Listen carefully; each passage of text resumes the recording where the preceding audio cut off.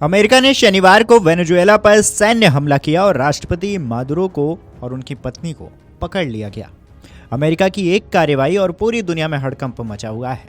इसका असर तुरंत गोल्ड और सिल्वर के रेट्स पर पड़ा।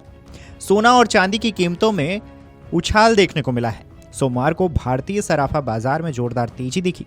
दिल्ली में सोमवार को सोने का भाव 960 रुपए चढ़कर 1,40,400 रुपए प्रति 10 ग्राम के रिकॉर्ड स्तर पर पहुंच गया।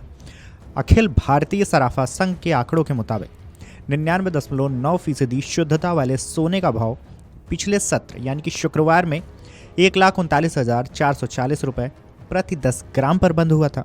वहीं चांदी की कीमतों में भी भारी उछाल देखने को मिला है। चांदी 2,600 रुपए की तेजी के साथ 2,44,000 रुपए प्रति किलोग्राम, जिसमें सभी करों को मिला लिया जाए, उसके स्तर पर पहुंच गई है, जो शुक्रवार को 2,41,400 रुपए प्रति किलोग्राम पर थी।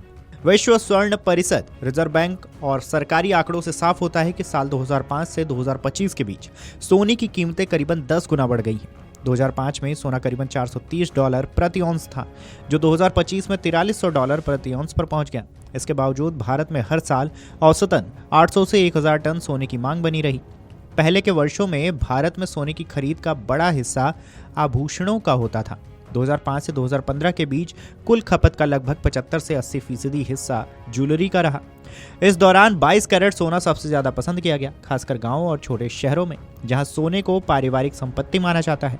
वहीं 24 कैरेट सोना सीमित रूप से खरीदा गया और ज्यादातर सिक्कों या फिर छोटे बिस्किट के रूप में ही इस्तेमाल हुआ। समय के साथ सोने की खरीद का तरीका बदला है। कीमतें बढ़ने के बावजूद लोगों की रुचि सोने से कम नहीं हुई है, बल्कि ज्वेलरी की जगह गोल्ड कॉइन और बिस्किट की तरफ लोग बढ़ने लगे हैं। अब कुल मांग में ज्वेलरी की हिस्सेदारी घटकर 60 से 65% रहेगी, जबकि सिक्कों और बिस्किट की मांग बढ़कर 25 से 30% तक पहुंच गई। ये बदलाव खासतौर पर शहरों में साफ दिखता है। युवा और मध्यम वर्ग के लोग सोने को अब पहनने की चीज से ज्यादा सुरक्षित निवेश मानने लगे हैं। इसी वजह से शहरों में 18 कैरेट सोने की मांग भी तेजी से बढ़ी है, खासकर ब्रांडेड और हीरे जड़े आभूषणों में। हालांकि 22 कैरेट सोने की लोकप्रियता अब भी बनी हुई है। 3 दशकों में सोने में तेज उछाल के बावजूद देश में सोने की मांग में गिरावट नहीं आई, बल्कि खरीदारी का स्वरूप बदल गया है। WUGC के मुताबिक इस अवधि में ज्वेलरी की हिस्सेदारी घटकर 60 से 65% हुई है। अगर 2005, 2015 और 2015-2025 की तुलना की जाए तो स्पष्ट रुझान सामने आ गया है। पहले के दशक में कीमतें बढ़ने के बावजूद कुल मांग अपेक्षाकृत स्थिर रही, क्योंकि सोना सामाजिक और सांस्कृतिक जरूरत से जुड़ा था। दूसरे दशक में कीमतों में और तेज वृद्धि के बावजूद मांग में सीमित गिरावट आई, जबकि निवेश उन्मुख खरीद में उल्लेखनीय वृद्धि दर्ज की गई है। इस बीच अंतर्राष्ट्रीय हालात और भू राजनीतिक तनाव का असर सोने की कीमतों में साफ दिख रहा है। सोमवार को दिल्ली सराफा बाजार में 960 रुपए महंगा होकर 1,40,400 रुपए प्रति 10 ग्राम पर पहुंच गया। चांदी की कीमतों में भी 2,600 रुपए की तेजी आई है और ये 2,44,000 रुपए प्रति किलोग्राम पर पहुंच गई। बाजार से जुड़े विश्लेषकों का मानना है कि इस तेजी का मुख्य कारण लैटिन अमेरिका में बढ़ता तनाव है, जिसने निवेशकों को सेफ हेवन एसेट की ओर मोड़ दिया है।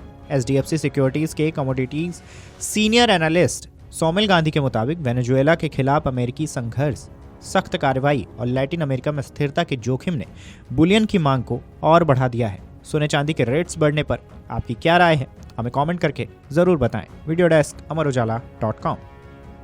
अगर आप ये वीडियो YouTube पर देख रहे हैं तो हमारे चैनल को सब्सक्राइब कर बेल आइकन दबाएं और Facebook पर देख रहे हैं तो हमारे पेज को लाइक करें।